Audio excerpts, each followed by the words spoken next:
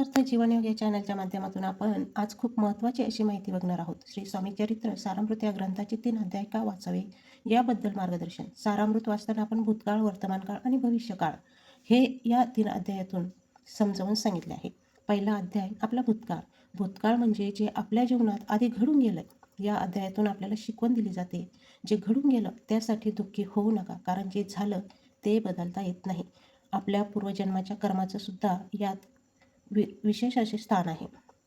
आपल्याकडून चुकाही झाल्या असतील, परंतु काही ना काही चांगले कर्मसुद्धा घडले असतील. त्यामुळे तर आपल्याला मानवी जीवन भेटून या जन्मात स्वामींची सेवा करण्याचे भाग्य लाभले आहे. आता दुसरा अध्याय म्हणजे वर्तमान काळ. सारामृतनुसार वर्तमान काळ खूप महत्त्वाचा आहे, कारण आपण आत्ता जे कर्म करतोय त्यावरून त्यापुढचे जीवन ठरते.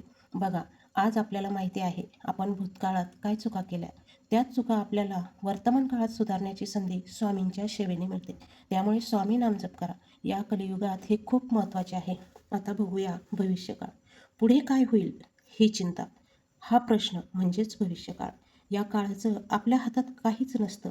त्यामुळे चिंता न करता चिंतन करून सर्व गोष्टी स्वामींवर सोपवा, कारण जो स्वामींवर विश्वास ठेवेल त्याचा वर्तमान सुधारेल आणि भविष्य उज्ज्वल होईल.